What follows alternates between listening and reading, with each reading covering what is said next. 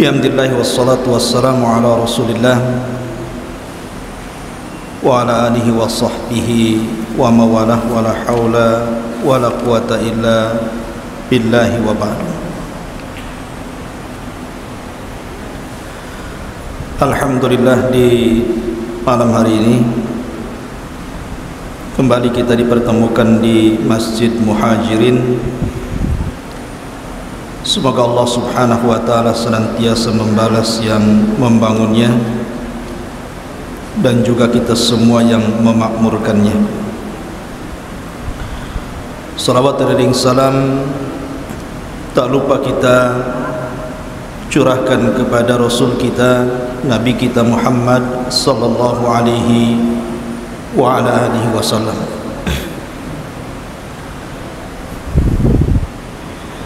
Ma'asyiral muslimin yang dimuliakan Allah subhanahu wa ta'ala, pembahasan di malam hari ini kita akan membahas tentang qasasul anbiya, satu di antara kisah-kisah para nabi dan rasul. Dan malam ini kita akan membahas tentang Khatibul Anbiya, nabi yang diberikan oleh Allah subhanahu wa ta'ala sebuah mukjizat di mana dia adalah seorang orator, memiliki kefasihan dalam bicara.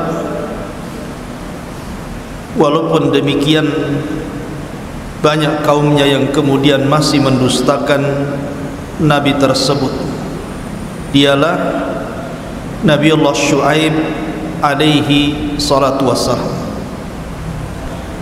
Nanti banyak pelajaran yang kita akan petik, terutama dalam kehidupan kita sehari-hari. Ma'asyiral muslimin yang dimuliakan Allah azza wa jalla, Nabi Syuaib itu istilah nama dalam Islam. Artinya nama Syuaib itu memang diambil di dalam Al-Quranul Karim, namanya Syuaib. Tetapi dalam kitab Taurat namanya adalah Ra'uil, dan dalam bahasa Syriania disebut Yathrub.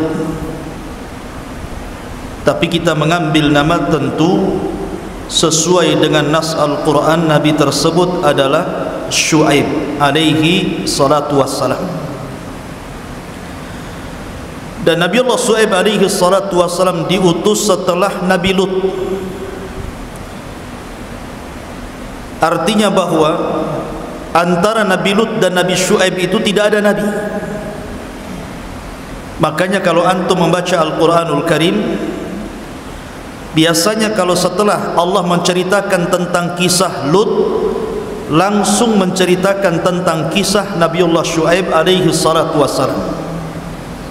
Karena memang Syuaib diutus setelah Nabiullah Lut alaihi salatu wassalam. Dan Nabiullah Syuaib alaihi salatu wassalam adalah satu di antara 4 nabi Arab. Karena nabi-nabi itu kebanyakan diutus dari Bani Israel. Tetapi nabi-nabi Arab dari 25 nabi dan rasul itu cuma ada 4 saja. Dan itu dicantumkan semua dalam Al-Quran. Pertama, Nabi Hud alaihi salatu wassalam. Allah subhanahu wa ta'ala berfirman, kadzabat adanul mursalin idh qala lahum akhuhum hudun ala tattaqun.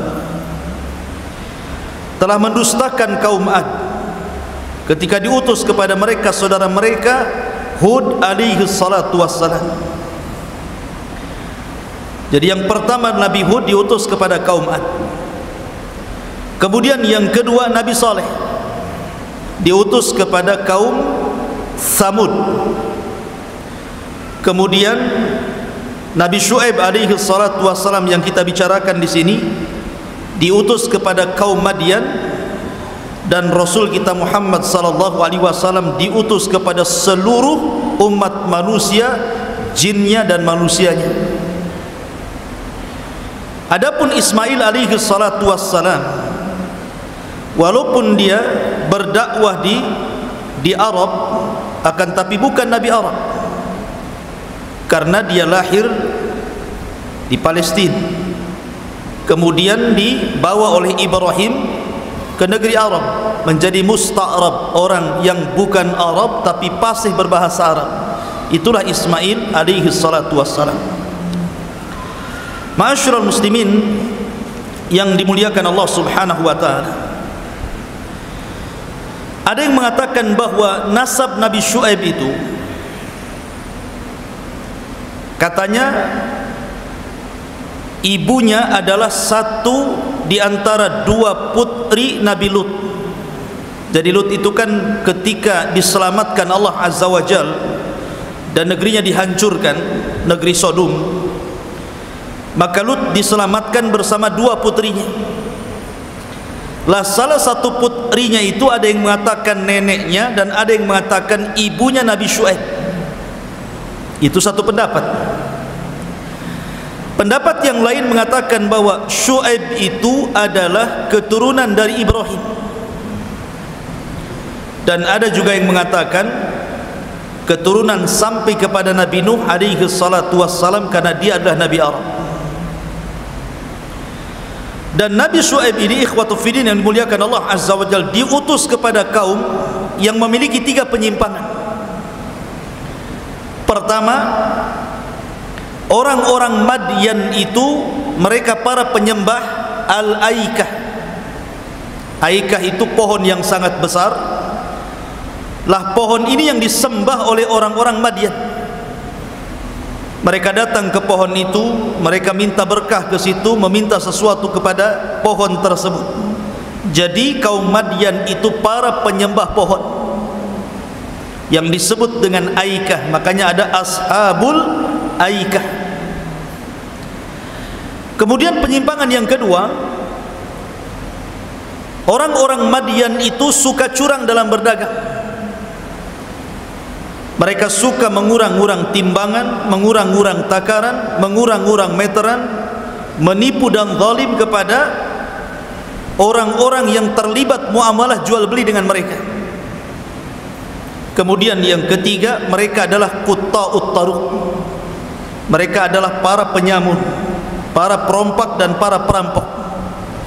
Tidak segan-segan orang-orang yang lewat di Madyan itu diambil hartanya, terkadang dibunuh orangnya. Mereka menakut-nakuti manusia. Lah Nabiullah Syuaib alaihi salatu wassalam diutus kepada umat yang memiliki tiga poin penyimpangan ini. Penyimpangan akidah, menyembah pohon, penyimpangan muamalah curang dalam berdagang, dan penyimpangan dalam kejahatan karena mereka suka membunuh dan mengambil harta orang. Subhanallah, lengkap kejahatan kaum Madyan ini. Ma'asyiral muslimin yang dimuliakan Allah Azza wa Jalla. Adapun Madyan, di mana Madyan itu? Ada yang mengatakan bahwa Madyan itu terletak sekarang di Madinah, di kota namanya Al-Bada, bagian barat laut Saudi, sekitar 170 km dari Tabuk, tempat peperangan Nabi sallallahu alaihi wasallam. Dan sisa-sisa peninggalan Nabi Syuaib sampai sekarang masih ada. Karena kaum Madyan itu kan mengikuti kaum sebelumnya, suka membuat rumah di gua-gua, dibuat istana-istana cantik, dan peninggalannya sampai hari ini masih ada dan suka dikunjungi. Makanya kalau antum ada uang, boleh antum mengunjungi bekas-bekas peninggalan Nabi Syuaib kaum Madyan sana, kalau antum umroh atau haji gitu ya. Ma'asyiral muslimin yang dimuliakan Allah Azza wa Jalla. Adapun menurut orang-orang Yahudi, orang-orang Yahudi mengatakan bahwa Madyan itu artinya Ibrahim. Jadi orang-orang Madyan, maksudnya Madyan itu apa? Bukan tempat, tapi nama lain daripada Ibrahim itu Madyan. Itu kata orang Yahudi.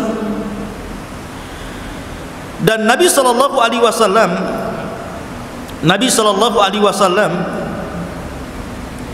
ketika menceritakan soal kisah Nabi Musa alaihi salatu wassalam.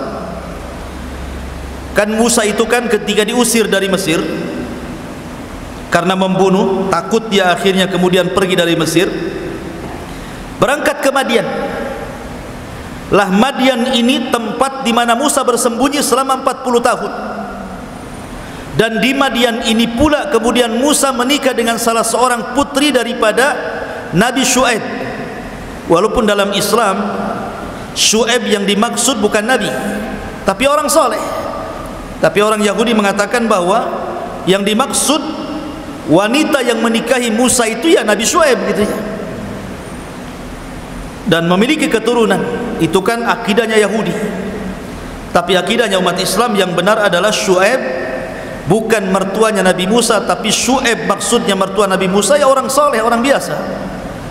Syuaib Musa beda dengan Nabiullah Syuaib yang kita ceritakan di sini. Taib ma'asyiral muslimin yang dimuliakan Allah Azza wa Jalla, kita urut kisah ini dan saya ambil dari dua surat yang sangat panjang karena Al-Quran menyebut kisah Syuaib ini di 11 ayat dalam Al-Quran. Jadi ada 11 tempat dalam Al-Quran menceritakan tentang kisah Nabi Syuaib, tetapi yang paling panjang ada di 2 surat. Pertama suratul A'raf dan yang kedua surah Hud. Ini yang kita akan bahas pada malam hari ini. Ma'asyiral muslimin yang dimuliakan Allah Subhanahu wa taala. Allah Subhanahu wa taala berfirman, "Wa ila Madyana akhahum Syuaibah." Dan kepada bangsa Madian diutus saudara mereka Nabiullah Syuaib alaihi salatu wassalam. Lihat Allah Subhanahu wa taala ketika mengatakan akhuhum, saudara mereka. Kenapa Allah menggunakan bahasa dan ketika Allah mengutus kepada kaum Madian saudara mereka yang bernama Syuaib, kenapa disebut saudara mereka? Kata para ulama, disebut akhuhum, saudara mereka, karena orang-orang Madian itu mengetahui Syuaib sedari kecil. Jadi bagaimana Syuaib kecil, Syuaib remaja, Syuaib dewasa sampai menjadi nabi, mereka mengenal siapa Nabiullah Syuaib alaihi salatu wassalam. Bagaimana akhlaknya, bagaimana muamalahnya, bagaimana kebaikannya, mereka paham. Dan begitulah para nabi diutus dari bangsanya sendiri. Seperti Nabi SAW dikenal oleh orang-orang Quraisy, akhlaknya, kejujurannya gitu ya. Sehingga ketika dia mengaku menjadi nabi tidak bisa dicacati akhlaknya oleh kaumnya. Begitu juga Nabiullah Syuaib alaihi salatu wassalam. Sebagaimana kebiasaan para nabi, maka yang pertama kali dakwahkan para nabi adalah tauhid. Makanya Allah mengatakan, qala ya qaumi ibudullaha ma lakum min ilahin ghairu. Wahai kaumku, sembahlah Allah, tauhidkan Allah, karena tidak ada sesembahan selain daripada Allah Subhanahu wa taala. Artinya bahwa seluruh para nabi dan rasul pertama kali dakwah adalah tauhid. Makanya Allah berfirman dalam Al-Quran, wa laqad ba'atsna fi kulli ummatir rasulan an ibudullaha wajtanibut taghut. Dan kami utus pada tiap-tiap umat ini seorang rasul, di mana tugasnya untuk menyampaikan kepada umatlah sembahlah Allah dan jauhi sesembahan selain daripada Allah alias taghut. Inilah ciri dakwah para nabi. Pertama kali mengajak manusia ke dalam tauhid. Baru setelah itu Nabi Syuaib mengingatkan kepada orang-orang Madian ini soal kezaliman mereka dalam muamalah. Mereka suka curang dalam berdagang. Allah mengatakan, wala tanqusul mikyala wal mizan inni arakum bi khairin inni akhafu alaikum adzab yaumin muhit. Wahai kaum Madian, kata Syuaib, janganlah kalian mengurang-urang timbangan, janganlah kalian mengurang-urang takaran. saya melihat kalian ini ekonominya baik, ekonominya bagus, kalian ini orang kaya, ngapain harus curang dalam berdagang? Karena saya takut menimpa kepada kalian adab yang sangat pedih. Lihat bagaimana harta bisa merubah, ikhwan. Kaum Madian ini kaum yang diberikan nikmat oleh Allah. Dulu mereka fakir, kemudian Allah berikan kekayaan kepada mereka. Harusnya orang kaya itu dibalas syukur.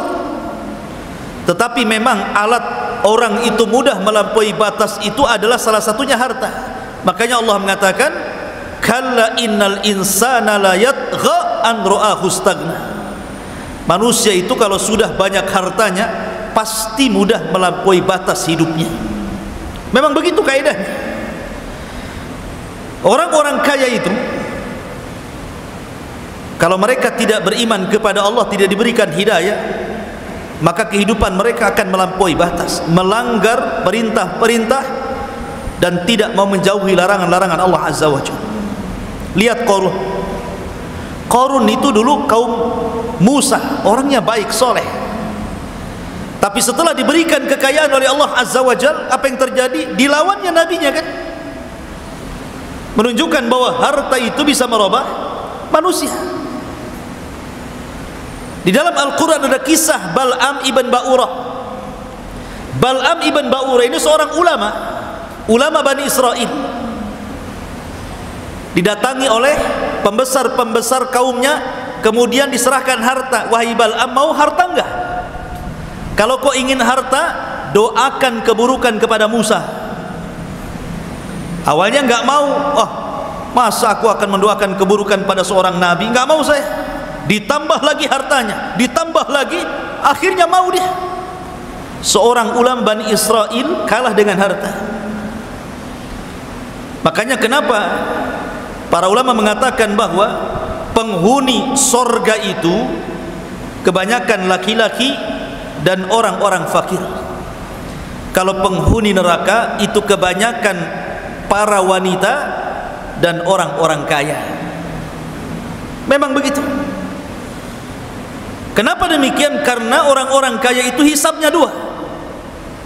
Pertama ditanya soal min aina iktasabahu, dari mana kau dapat harta itu? Yang kedua, wa fima anfaqahu, kemana kau belanjakan? Jadi tidak cukup mencari harta dengan cara halal, tetapi dibelanjakannya pun dipertanyakan, kemana kau belanjakan itu? Makanya Nabi Syuaib mengatakan, aku lihat ekonomi kalian baik, harta kalian banyak, sudahlah jangan curang dalam berdagang. Ada yang mengatakan bahwa mereka suka mengurang-urang timbangan, dan lihat Allah mengatakan dalam Al-Quran, wailun lil mutaffifin alladzina idza iktalu 'alan nas yastawfun wa idza kaluhum aw wazanuhum yukhsirun. Neraka wel bagi para mutaffif. Apa wel? Para ulama tafsir mengatakan wel itu artinya sebuah lembah. Wadin fi jahannam, sebuah lembah di neraka jahannam yang sangat gelap, yang sangat busuk dan sangat menakutkan. Itu disebut wail dalam bahasa Al-Quran. Untuk siapa wel ini? Lil mutaffifin, untuk orang yang suka mengurang-urang timbangan, untuk orang yang suka tatfif. Kalau dia jadi pedagang, dia kurangi dagangannya. Kalau dia jadi pembeli, dia minta tambah pula beliannya. Itulah mutaffif namanya. Makanya sering saya katakan kepada antum semuanya, kenapa Allah Subhanahu wa ta'ala sampai mengancam dengan neraka wel, sebuah lembah di neraka jahanam? Padahal tatfif, mengurang-urang timbangan itu sebenarnya tidak mengenyangkan. Kalau seandainya ada orang beli salak 1 kilo ataupun mungkin jeruk 1 kilo, kalau dikurangi pamannya 1 on, paling beberapa biji saja kan, tidak mengenyangkan. Tapi kenapa Allah Subhanahu wa ta'ala sampai menyediakan sebuah lembah di jahannam? Kata para ulama, bukan soal mengurangi 1 buah jeruk, 1 buah salak, 1 buah dukuh, bukan itu masalahnya. Tapi masalahnya ketika ada orang yang membeli kepada anda jual buah-buahan, saya pembelinya. Yang namanya pembeli itu tidak semua kaya. Bisa saja yang membeli buah-buahan itu orang miskin, bisa saja yang membeli buah-buahan itu anak yatim, bisa saja yang membeli buah-buahan itu orang-orang yang tidak mampu. Tidak semua orang kaya. Coba bayangkan kalau yang anda curangi anak yatim, berarti anda memakan harta anak yatim. Kalau yang anda curangi adalah hartanya fuqara wal masakin, berarti anda mengurangi hartanya para fuqara wal masakin. Ini masalahnya kenapa tatfif itu berat sampai Allah mengatakan wailun lil mutaffifin, neraka wail bagi para mutaffif yang suka mengurang-urang takaran dan timbangan itu. Lah ini perbuatan orang-orang siapa? Kaum Madian seperti ini. Makanya Nabi Syuaib mengatakan wala tangkusul mikyala wal mizan inni arakum bi khairin. Janganlah kalian mengurang-urang takaran dan timbangan, aku lihat ekonomi kalian baik. Tapi lihat bagaimana Syuaib terus mendesak mereka dengan dakwahnya, ya qaumi auful mikyala wal mizana bil qisti wala tabkhasun nasa asya'ahum wala ta'thaw fil ardi mufsidin.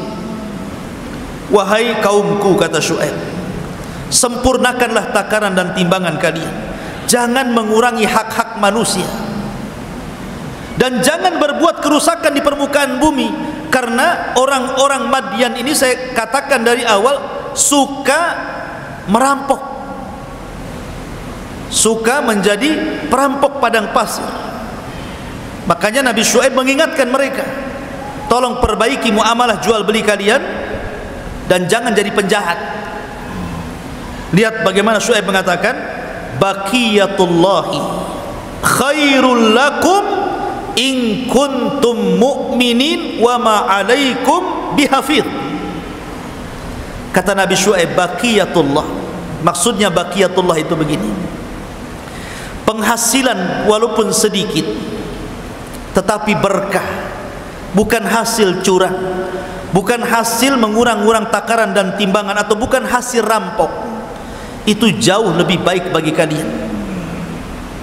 Baqiyatullahi khairul lakum, itu lebih baik bagi kalian. In kuntum mu'minin, kalau kalian merasa jadi orang-orang yang beriman. Wa ma ana alaikum bihafid, dan saya tidak mungkin mengawasi kalian terus. Lihat Syuaib mengingatkan kepada kita satu pelajaran apa?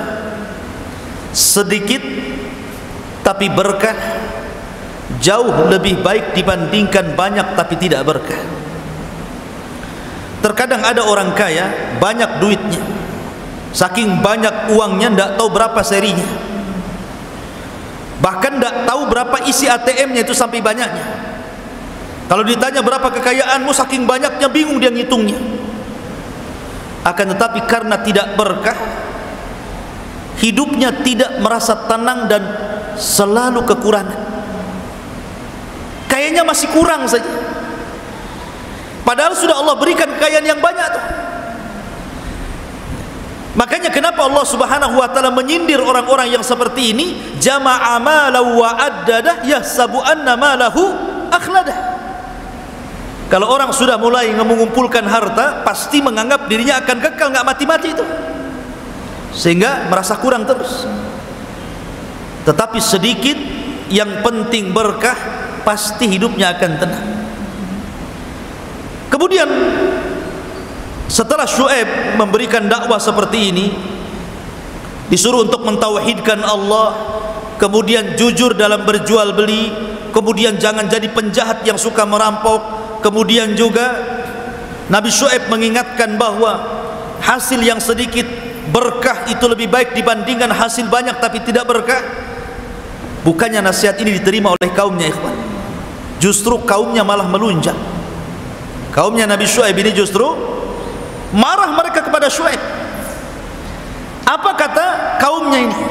Qalu ya Syuaibah, ya Syuaibu, asalatuka ta'muruka an natruka ma ya'budu abauna aw naf'ala fi amwalina ma nasha innaka la antal halimur rasyid. Lihat jawabannya kaumnya Syuaib ini. Mereka mengatakan, wahai Syuaib, apakah agamamu yang kau dakwahkan kepada kami ini, As-salatuka, apakah salat maksudnya agamamu yang setiap hari kau yakini dan kau dakwahkan kepada kami ini, memerintahkan kamu agar kami meninggalkan sesembahan-sesembahan kami, ataupun menyuruh agar kami mengatur harta-harta kami yang selama ini kami bebas mengaturnya. Engkau ini memang Al-Halim, bijak kali. Ar-Rasyid ini bukan pujian tapi celaan ini. Bahasa kitanya bijak kali ucapanmu. Lihat bagaimana kaumnya Syuaib ini mengatakan apa? Rupanya alasan ini dipakai sampai hari ini kan? Alasan orang-orang yang hendak memisahkan agama dari dunia ini sudah ada sejak zaman Nabi Syuaib. Makanya paradigma sekuler yang sekarang lagi gencar-gencarnya didakwahkan oleh orang-orang sekuler, mereka berusaha memisahkan antara agama dan dunia, sehingga mereka mengatakan ibadah itu cukup di masjid, ibadah itu cukup di majelis ilmu saja, tidak perlu kemudian masuk ke masalah jual beli. Akhirnya ketika kemudian agama dipisahkan dengan dunia, muncullah pelegaran milas kan, pelegaran minuman keras. Soalnya menganggap agama tidak mengatur. Bagaimana bisa kemudian miras dijual belikan, ikhwan? Agama mengatur, tidak boleh. Sesuatu yang haram hasilnya pun haram. Bagaimana kemudian jadikan bisnis benda-benda haram seperti ini? Agama ini mencakup semuanya. Makanya Islam adalah agama yang sempurna, mencakup akidah, mencakup ibadah, mencakup muamalah, mencakup akhlak dan keberadaan manusia. Itu dicakup dalam Islam. Tidak bisa kemudian agama itu urusan masjid, majelis ilmu, bukan itu saja. Islam itu masuk ke pasar, Islam itu masuk ke politik, Islam itu masuk ke akhlak, Islam itu masuk ke mana-mana. Tetapi orang-orang sekuler memang hendak memisahkan Islam dengan dunia. Makanya kalau ada cerita orang kantor, cerita agama, apa katanya? Kau jangan cerita agama ini di kantor ini, katanya. Memisahkan kantor dengan agama. Korupsi jadinya kan? Ya. Seolah-olah alergi kalau orang cerita agama di kantor-kantor, di pasar-pasar, alergi. Padahal Islam itu mencakup semuanya. Makanya kenapa kaum Syuaib ini mengatakan, hei Syuaib, apa urusan agamamu dengan apa yang kami sembah, dengan Tuhan-Tuhan yang kami sembah sebelumnya, dan apa urusan agamamu dengan perniagaan kami? Jangan urus, gitu maksudnya. Mereka hendak memisahkan agama dengan dunia, tidak bisa. Ini pemahaman sekuler sudah ada sejak zaman kaum Madian sampai hari ini. Alasan itu dipakai. Ma'asyiral muslimin yang dimuliakan Allah Azza wa Jalla, innaka la antal halimur rasyid. Engkau ini wahai Syuaib al-halim, lembut, orang yang rasyid, bijak. Ini bukan memuji Syuaib tetapi hendak menghina Syuaib dengan kata-kata ini. Maka Syuaib pun menanggapi perkataan mereka dan mengatakan, qala ya qaumi ara'aitum in kuntu ala bayyinati min rabbi wa razaqani minhu rizqan hasana wa ma uridu an ukhalifakum ila ma anhaakum anhu in uridu illa al-islaha mastata'tu wa ma taufiqi illa billah. Katanya Syuaib, wahai kaumku, bagaimana kalau seandainya yang kudakwahkan ini sebuah kebenaran dari Rabbku, adapun rizki yang aku miliki tidak sebanyak kalian, tetapi rizkiku jauh lebih baik dibandingkan rizki kalian, dan saya tidak hendak menyelisihi kalian. Apa yang saya larang kepada kalian itu bukan berarti saya hendak menyelisihi kalian, tidak. Aku hanya ingin memperbaiki kalian semampu aku, kata Syuaib. Kan aku hanya meminta taufik dari Allah Subhanahu wa ta'ala. Subhanallah, seorang nabi masih berdoa minta taufik kepada Allah Azza wa Jalla. Harusnya kita demikian. Setiap hari kita baca Al-Fatihah dalam solat kita, ihdinas siratal mustaqim, ihdinas siratal mustaqim. Apa maksudnya ini? Maksudnya kita meminta taufik kepada Allah Azza wa Jalla, karena kesadaran itu bukan milik siapapun. Bayangkan Nabi Syuaib, seorang nabi, tapi didustakan kaumnya, karena hidayah bukan milik Nabi Syuaib, hidayah itu milik Allah Subhanahu wa ta'ala. Maka mintalah hidayah kepada Allah Azza wa Jalla. Kemudian kata Nabi Syuaib, ya qaumi, la yajrimannakum shiqaqi an yusibakum mithlu ma asaba qauma nuhin wa qauma lut au qauma hudin au qauma salihin wa ma qauma lutim minkum biba'id. Subhanallah. Nabi Syuaib ini mengingatkan tentang kaum umat sebelum dia. Dia berhujah dengan sejarah. Kata Nabi Syuaib, wahai kaumku, janganlah perbedaan aku dengan kalian menjadikan kita pecah. Akan tetapi kalian harus ingat,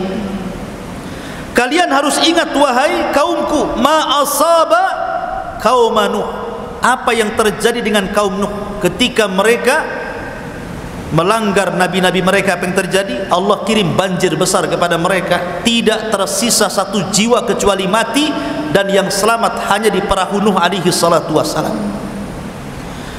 Kemudian au kaum Hud, atau kaumnya Hud, yang dibinasakan oleh Allah Azza wa Jalla, tidak ada satu jiwa yang tersisa. Au kaum Saleh, ataupun kaum Saleh, sama. Wa ma kaum Lutin minkum bibaid, atau yang dekat dengan kalian, kaum Lut. Kaum Lut itu dekat dengan kalian, jarak waktunya, jarak daerahnya. Dan apa yang kalian lihat bagaimana cerita Lut, Allah Subhanahu wa ta'ala kirim Jibril, kemudian ditancapkan satu sayap di negeri Sodom, kemudian diangkat negeri Sodom ke langit, dihujani meteor, kemudian mati semua, dibantingkan lagi ke bumi, sekarang jadi laut mati.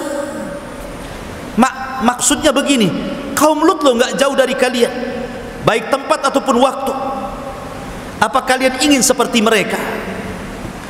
Jadi Nabi Syuaib ini ingin mengingatkan sejarah. Jangan seperti mereka akibat penentangan kepada Nabi dan Rasul yang diutus oleh Allah kepada mereka, menjadikan kalian diazab Allah Subhanahu wa ta'ala. Tetapi apa jawaban mereka? Qalu, mereka mengatakan, ya Syuaib, ma nafqahu katsiran mimma taqul, inni naraka fina dha'ifah, walaula rahtuka larajamnak wa ma anta alaina biaziz. Mereka mengatakan, wahai Syuaib, apa yang kau katakan itu aku tidak paham. Bayangkan kaum Madian ini dicokoki oleh para pembesarnya. Kamu, kalau Nabi Syuaib sedang berceramah, habis ceramah kau katakan kepada Syuaib dengan kata-kata ma nafqahu katsiran mimma taqul, maaf Syuaib, aku tidak paham dengan kata-katamu.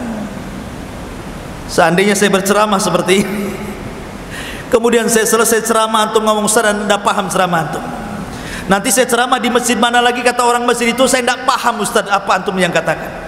Saya nasihati orang, kata orang ini, saya nggak paham Ustaz. Resign gak itu jadi Ustaz tuh kira-kira?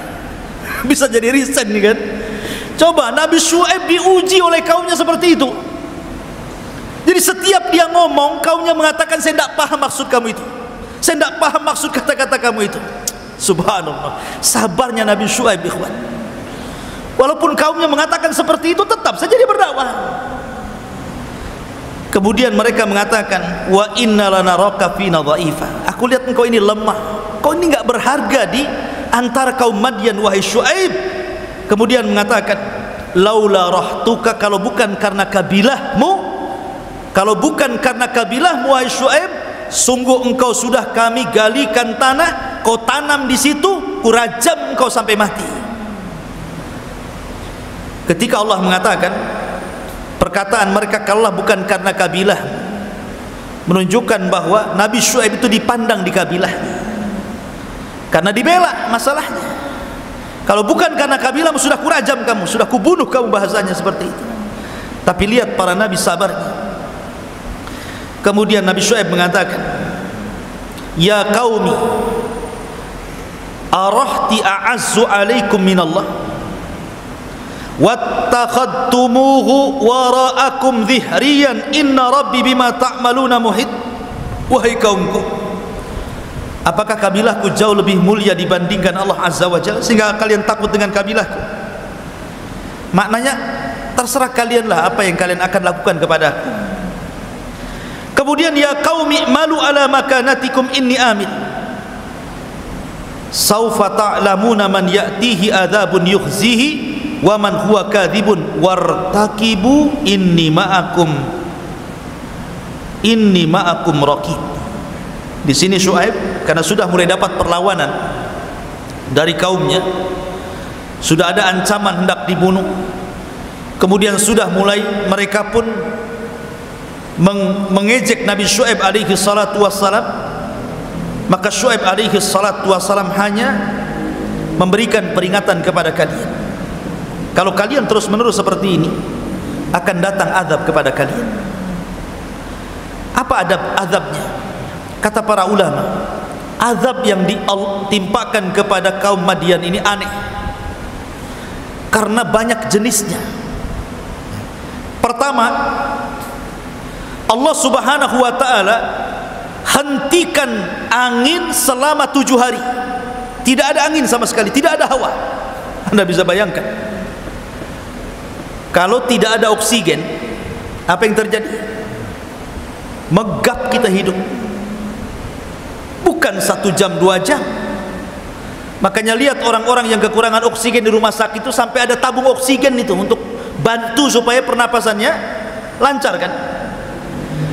7 hari tidak ada oksigen.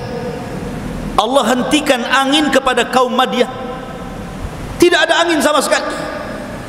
Mereka susah bernafas sehingga sebagian mereka mati karena tidak sanggup bernafas lagi.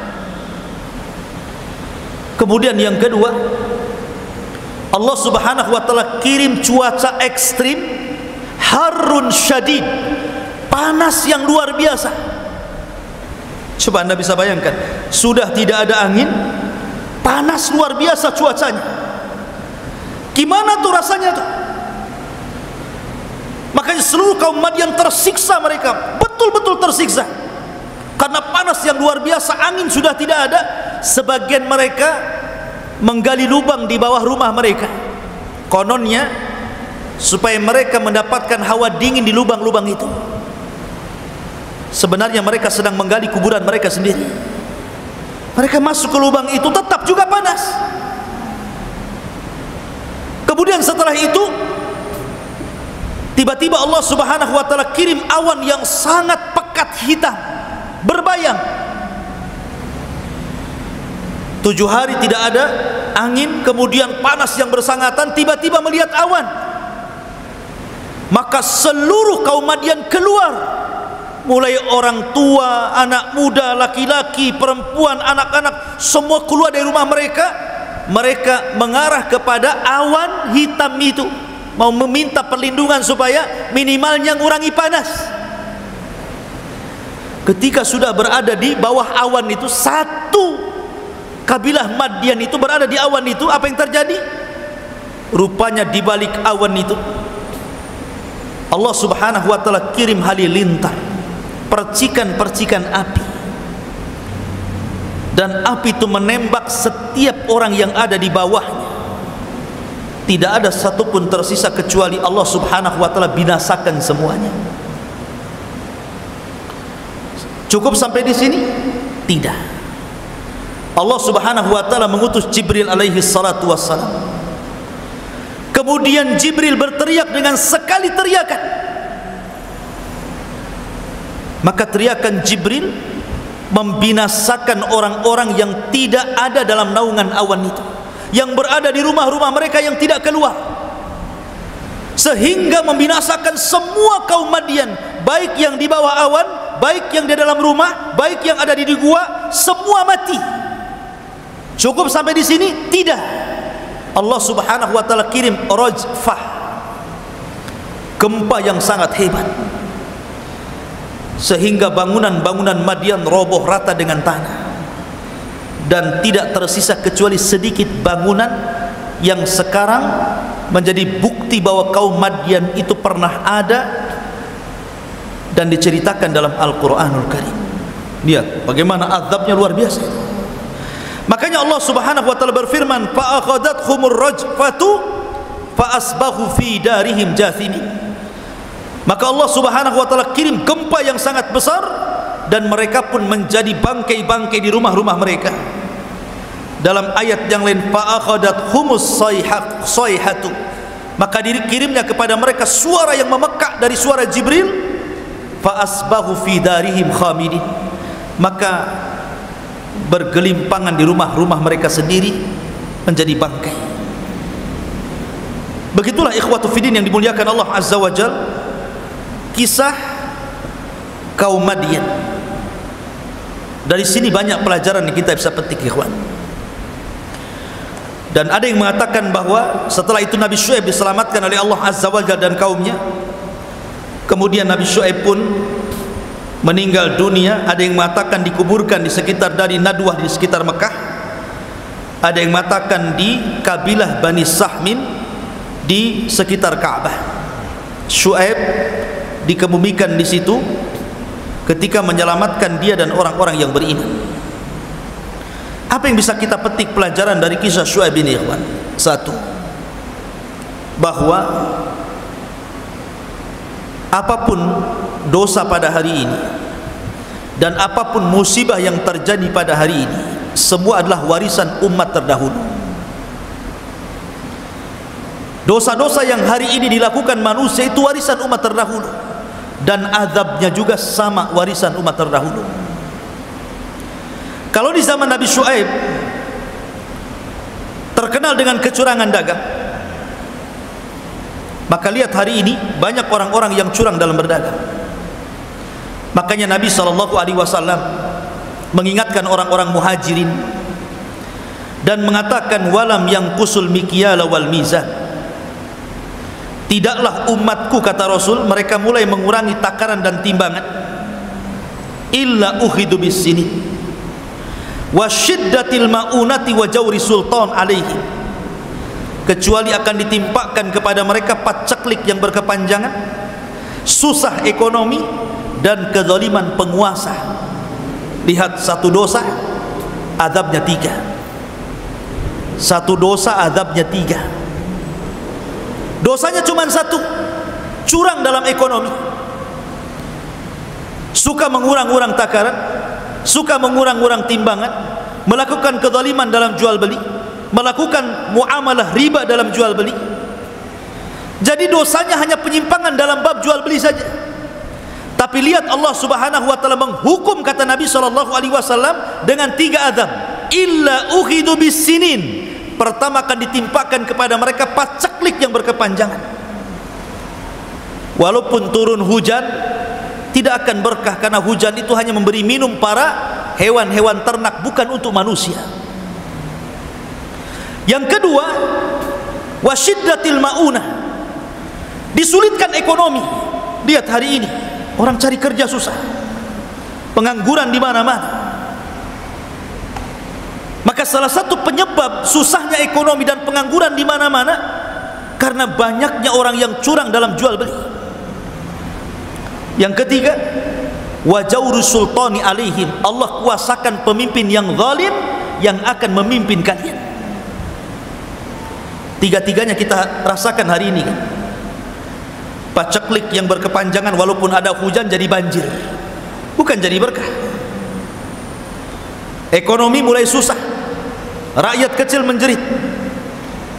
Para penguasa banyak yang tidak perhatian kepada rakyatnya, memperkaya diri sendiri. Setiap hari ada saja berita ketangkap KPK karena korupsi, kan gitu. Ini kenapa? Karena sistem perekonomian di negeri kita ini memang harus dibenahi. Mulai daripada pembisnis kelas berat gitu ya, sampai kepada pembisnis kelas ecek-ecek kaleng-kaleng gitu kan. Jual bawang, jual cabai, jual ini, masih ganjel-ganjelin tembangan tuh. Nampak tuh ganjelin ya. Kalau memang tradisi-tradisi securang seperti ini, ikhwatu fiddin, ini tradisi dosa umat terdahulu yang diwariskan kepada umat sekarang, maka azabnya juga sama. Dari sini ma'asyiral muslimin yang dimuliakan Allah Azza wa Jalla, Maka jangan pernah seseorang yang terjun dalam dunia perniagaan bisnis kecuali harus paham ilmunya. Makanya Umar bin Khattab itu disebutkan dalam kitab Fikih Sunnah karya Said Sabiq, itu kalau ke pasar bawa tongkat, Pak. Umar itu kalau ke pasar bawa tongkat. Untuk apa tongkatnya? Apa Umar pincang sehingga kalau jalan pakai tongkat? Bukan. Umar ini hanya untuk memecuti para pedagang-pedagang di pasar yang curang, dikeluarkan dari pasar, diusir, jangan jualan di sini. Kira-kira kalau Umar hidup di zaman sekarang, masuk pasar Tiban, keluar semua, enggak tahu. Ma'asyiral muslimin yang dimuliakan Allah Azza wa Jalla. Makanya para ulama mengatakan jangan coba-coba orang masuk ke dunia bisnis kecuali dia paham halal dan haram. Kalau tidak, maka dia terjerumus kepada riba, terjerumus kepada gharar, terjerumus kepada zalim. Karena orang yang tidak bisa membedakan mana hak mana batil pasti terjerumus kepada keduanya. Maka penting Anda yang sekarang jadi pengusaha, coba pelajari dari sekarang. Islam itu mengajarkan tentang ahkam al-buyu, hukum-hukum jual beli, demi keberkahan, demi keberkahan. Makanya Nabi SAW memberikan doa baik kepada para pedagang yang baik itu. Apa kata Rasul? Rahimallahu rajulan samhan idza ba', syamhan idza ishtara, samhan idza qada, samhan idza iqtada. Apa kata Rasul? Semoga Allah merahmati orang ini, kata Rasul. Semoga Allah merahmati seseorang, kata Rasul. Samhan idza ba' wa samhan idza ishtara. Mudah ketika menjadi penjual dan mudah ketika menjadi pembeli. Maksudnya apa? Mudah ketika menjadi penjual dan mudah ketika menjadi pembeli. Mudah ketika menjadi penjual. Beli berapa, Bang? 1 kilo jeruk. Tambah lagi 2, ambil. Beli beras, Bang, berapa? 2 kilo, 2 kilo. Udah pas 2 kilo, tambah lagi sedikit, ambil. Itu mudah saat membeli. Ketika Anda membeli, memberikan sesuatu yang lebih dari takaran, hakikatnya Anda sedang menambah keuntungan. Kenapa? Karena tambahan itu sedekah, dan sedekah itu akan menambah harta. Rasul mengatakan, ma naqasa min malis sadaqah bal yazdad bal yazdad bal yazdad. Tidak berkurang harta yang disedekahkan, bahkan bertambah, bertambah, bertambah. Ini tidak. 1 kilo dikurangi 1 on pula. Bukannya sedekah, malah diambil pula milik orang. Gimana mau berkah? Ini namanya mudah ketika jadi penjual, mudah jadi pembeli. Pamannya ada kembalian 2.000 perak, sudah ambil aja lah, ambil. Ini enggak ditunggui, enggak ada, Bang, tukar dulu lah sana. Nukar itu jauh banget, hanya 2.000 tuh nukar itu. 1 jam dia nunggu di dagangan. Coba. Sambil orang pergi, diambil pula sama dia. La haula wala quwata illa billah. Jadi mudah jadi pembeli itu, ya sudahlah, kalau hanya 1.000, 2.000, 3.000 anggap sedekah, supaya barang yang kita bawa itu jadi berkah, gitu maksudnya. Makanya Rasul mengatakan rahimallahu rajulan samhan idza ba wa samhan idza ishtara.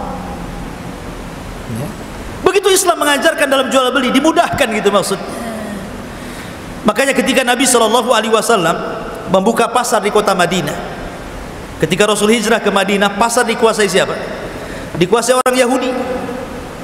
Namanya pasar Bani Kunaiko. Satu ekonomi Madinah itu dikuasai oleh orang Yahudi dengan pasarnya Bani Kunaiko. Maka Nabi SAW mulai memainkan bisnisnya, karena tahu orang-orang Mekah ahli dagang. Walaupun orang-orang Madinah tidak pandai berdagang karena mereka sibuk dengan pertanian.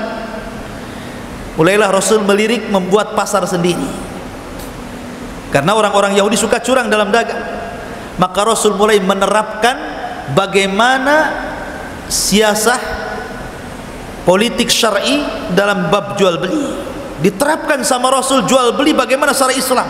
Dalam 2 tahun kolab pasar Yahudi gulung tikar, bahkan orang Yahudi pun belanja kepada orang Islam.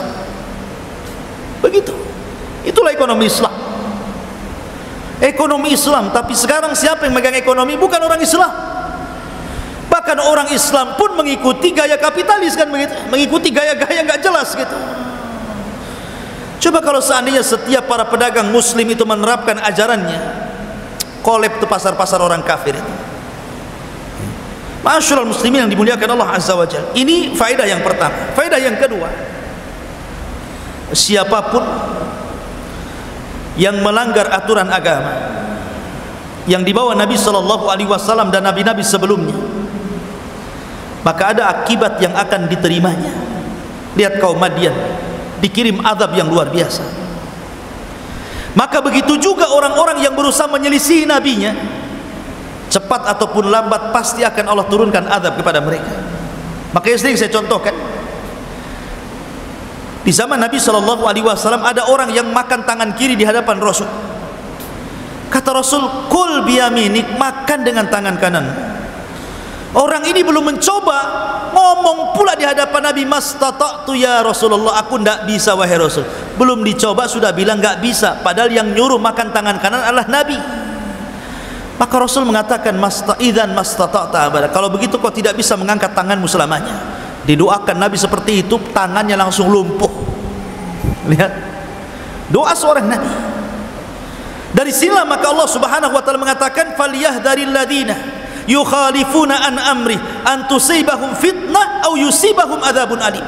Hendaklah takut orang-orang yang menyelisihi nabinya, akan datang kepada mereka fitnah ataupun azab yang sangat pedih. Maka jangan pernah sekali-kali menyelisihi nabinya, baik dalam perintah ataupun dalam menjauhi larangan Allah Subhanahu wa taala. Karena di zaman sekarang orang yang istihza mengolok-olok agama ini banyak sekali.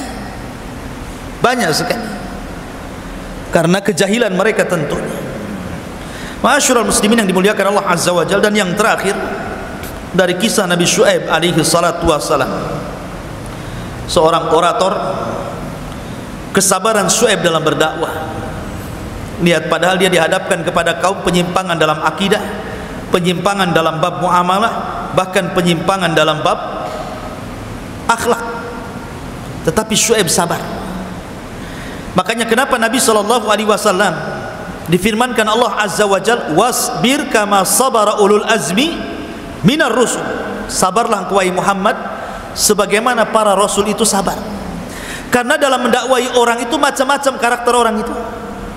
Ada orang itu yang mudah didakwahi, ada yang susah didakwai, ada debat dulu baru dia sadar. Makanya Allah mengatakan, "Wajadilhum billati hiya ahsan." Debatlah mereka dengan cara yang baik. Makanya kenapa kata Nabi SAW kepada Ali bin Abi Thalib radhiyallahu an, atau ini perkataan Ali bin Abi Thalib juga, berdakwahlah kepada manusia sesuai makom mereka. Mungkin bahasa sederhananya, jangan kasih pelajaran anak TK dengan anak S1, atau jangan pula memberikan pelajaran anak S1 dengan pelajaran anak TK, itu ngina namanya. Tetapi ajarkan sesuatu yang cocok dengan masing-masing itu. Dari sini penting, likulli maqal maqam. Setiap kata-kata itu ada tempat didudukkan di mana tempatnya. Ya. Maka Nabi Syuaib mengajarkan kepada kita bagaimana kesabaran, kelembutan Syuaib mengajarkan dakwah kepada kaum Madian, walaupun berakhir kaum Madian ini tidak menerima dakwah Syuaib, akhirnya Allah timpakan adab kepada mereka. Wallahu alam, sudah pas jam 9. Mudah-mudahan ada manfaatnya. Sebelum saya tutup, kita buat tanya jawab sedikit. Silakan bagi antum yang ingin bertanya, silakan.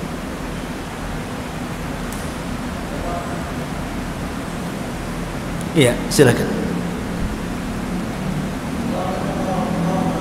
Waalaikumsalam.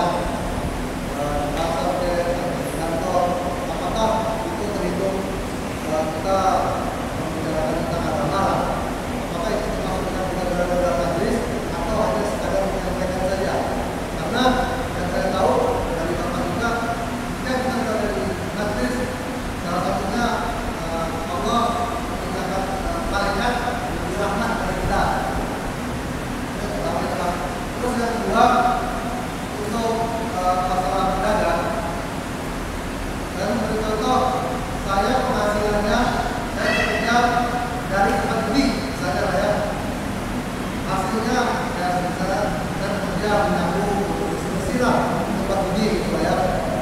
Setelah itu saya mungkin motor, tapi dengan cara berutang dengan teman saya membelikan dengan cicilan 3 kali misalnya. Tapi dia tahu uang yang saya akan bayar ini hasilnya hasil haram. Saya bekerja di tempat ini. Apakah itu masuk dia melakukan haram? Bukan atau bagaimana? Iya, alhamdulillah. Nabi SAW bersabda dalam sebuah hadis, ra'sul amri al-islamu wa amuduhu salatu wa dirwatus sanamihil jihadu fi sabilillah. Pokok urusan hidup manusia adalah Islam, tiang agama adalah salat, dan puncak urusan dalam Islam adalah jihad. Rasul mengatakan pokok urusan hidup manusia adalah Islam, bukan makan. Apa artinya ketika Rasul mengatakan pokok urusan hidup manusia adalah Islam? Maknanya kalau hendak ngobrol, bicarakan Islam. Kalau hendak bicara, bicara soal Islam. Kalau hendak kumpul, bicara soal Islam. Kalau hendak nulis, tulislah soal Islam. Maka Islam jadikan dimanapun Anda berada, jangan sampai tidak dibicarakan. Di kantor bicara Islam, di pasar bicara Islam, dimanapun, karena Islam mencakup segalanya. Sebab kalau sudah dalam majelis tidak ada Islam di situ, pasti yang ada majelis itu menjadi majelis yang tidak ada faedahnya. Boleh jadi majelis ghibah, majelis caci maki, majelis menghina, dan begitu seterusnya. Kalau sudah tidak ada ghibah, Islam masuk di situ, insya Allah majelis-majelis itu akan hilang. Makanya saya anjurkan kepada antum, kalau antum habis ngobrol di warung kopi, ngobrol di kantor walaupun hanya 3 orang 4 orang, sebelum bubar itu bacalah kafaratul majlis. Subhanakallahumma wa bihamdika asyhadu an la ilaha illa anta astaghfiruka wa atubu ilaik. Kenapa disuruh membaca 2 kafaratul majlis? Supaya namanya orang duduk berdua, bertiga, berempat, berlima, apalagi rapat, orang rame, pasti di antara mereka ada kata-katanya yang nyinggung, ada kata-katanya menghina, ada kata-katanya menggibah, ada kata-katanya memfitnah. Pasti kalau orang udah kumpul orang banyak kan begitu. Lah karena kita tidak tahu apa yang kita ucapkan di majelis itu, supaya Allah berikan kafarah sehingga dosa di majelis itu digugurkan, maka bacalah kafaratil majlis. Maka disebut kafaratil majlis, kafarah sebagai dosa ketika kumpul di majelis. Ya. Apakah kemudian kumpul-kumpul masjid di kantor bicara Islam itu termasuk juga majelis zikir? Ya, itu majelis zikir. Dan para malaikat akan datang menaungi majelis-majelis itu, mengepakkan sayapnya dan memintakan ampun kepada Allah akan dosa-dosa orang yang sedang bermajelis itu. Tidak harus seperti ini majelis ilmu itu. Di kantor 3 orang bicara solat, bicara zakat, bicara haji, bicara ini, bicara ini, dalam masalah. Itu majelis ilmu juga, mudzakarah namanya. Ya. Kemudian yang kedua, harta itu pasti tidak lepas daripada 4 perkara. Siapapun yang punya harta pasti tidak lepas dari 4 perkara. 1, dia mencarinya dengan cara halal, dibelanjakan dengan cara yang halal pula, maka dia berkah. 2, mencarinya dengan cara yang haram, diinfakkan pula ke yang haram, itu tidak berkah. Hasil judi untuk beli miras, hasil judi untuk berzina, haram. Yang ketiga, caranya halal mencarinya, pula diinfakkan pula ke yang halal, ke yang haram. Tak capek dia jadi tukang ojek gitu, sampai sore dia berkeringat, berlelah berletih jadi tukang bangunan gitu kan. Tahu-tahu sudah gajian kemana? Ke tempat maksiat. Ini yang akan ditanyakan di hadapan Allah, dari mana kau dapatkan harta itu, kemana kau belanjakan? Yang terakhir, caranya haram, dibelanjakan pula ke yang halal. Hasil togel untuk bangun masjid, hasil judi untuk disumbangkan ke madrasah, bantu anak yatim. Sama dengan kasus tadi, hasilnya haram, dibelikan untuk motor kan, motornya kan untuk kerja. Innallaha thayyibun la yaqbalu illa thayyiban. Allah itu baik, tidak menerima kecuali yang baik. Allah itu baik, tidak menerima kecuali yang baik-baik. Selama harta itu asalnya haram, tetap haram. Karena harta haram tidak bisa dicuci pakai rinso jadi halal, tidak bisa. Ya. Maka harta itu harta hantu, harus dibuang ke tempat yang dihinakan. Kalau dia tahu jangan mau. Kecuali kalau seandainya orang itu punya dua pekerjaan, satu tukang ojek, satu tukang sapu diskotik. Kalau dia punya dua pekerjaan, kita berhusnudzon kepada pekerjaan yang baik dan tidak bersuudzon kepada pekerjaan yang buruk. Tapi kalau Anda tahu bahwa dia cuma di situ kerjanya, di diskotik pamannya, maka jelas hasilnya pun haram. Haram. Karena udah tahu, kok jadi penadah pula? Gimana jadi penadah uang haram itu namanya? Wallahu a'lam. Ada lagi? Taib, saya kira cukup. Subhanakallah bihamdika asyhadu an la ilaha illa anta astaghfiruka wa atubu ilaik. Allahu ta'ala alam. Assalamualaikum warahmatullahi wabarakatuh.